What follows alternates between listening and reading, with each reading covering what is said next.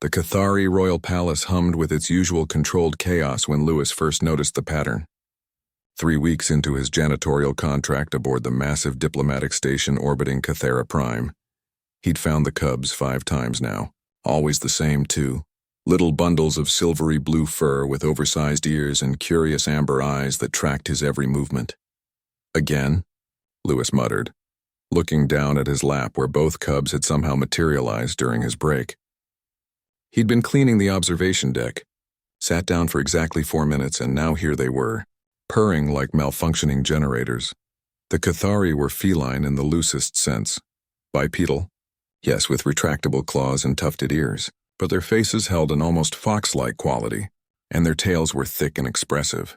The Queen's cubs, however, were universally adorable, which made the current situation both better and significantly worse. This is the 5th time this cycle. The head nursery keeper, a severe-looking Cathari named Sulith, rounded the corner with his usual entourage of flustered attendants.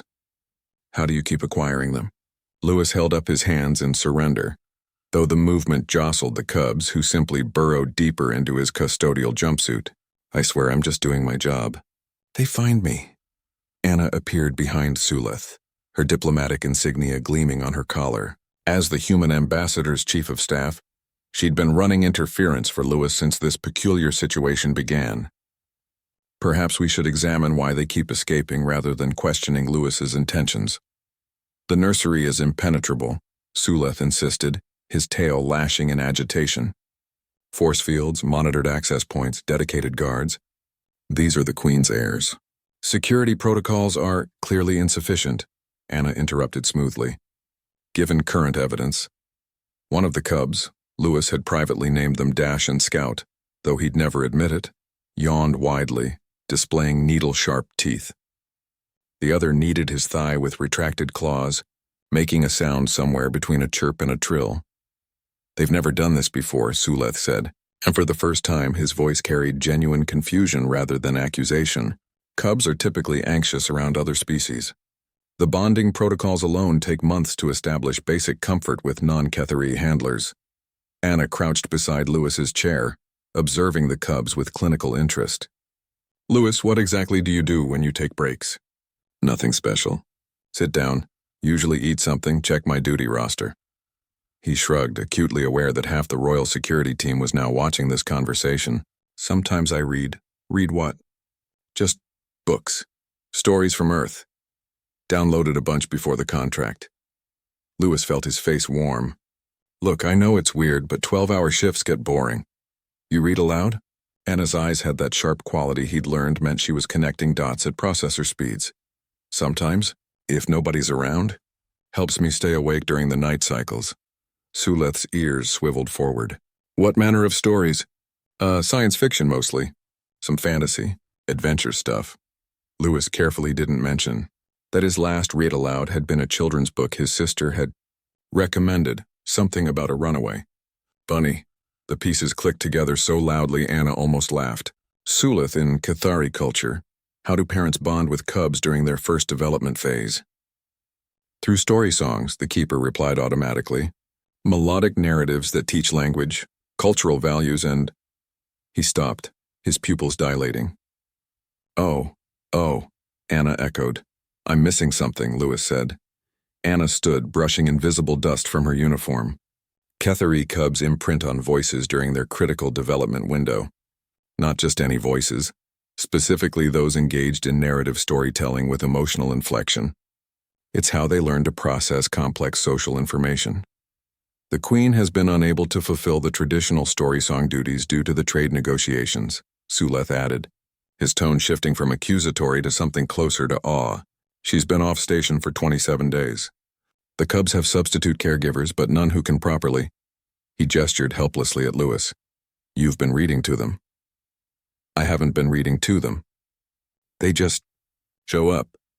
Because you're broadcasting story cadence language in a quiet, safe environment during their sleep cycle. Anna was definitely smiling now.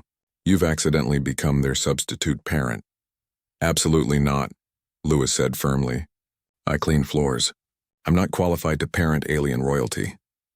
As if to contradict him, Scout climbed up his chest and pressed a tiny nose against his chin, purring so hard her whole body vibrated. Dash remained firmly planted on his lap, eyes now fully closed in contentment.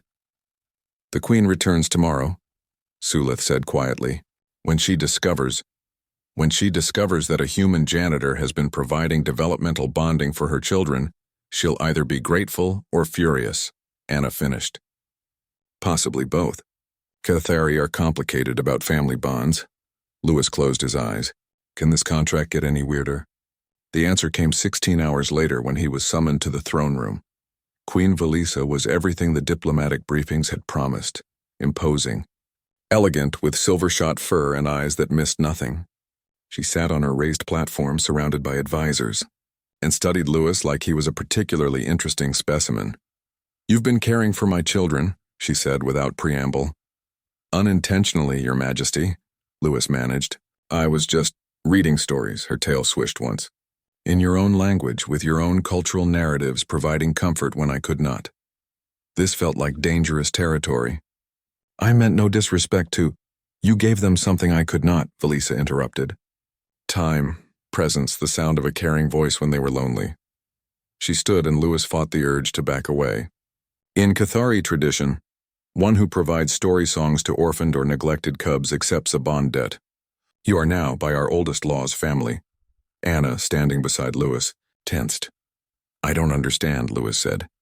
"It means," the Queen said, and her severe expression finally cracked into something almost warm, "that you're invited to dinner. Tonight. And every night you remain on this station. My cubs have chosen you, Louis of Earth, and I find I'm grateful they have such good taste."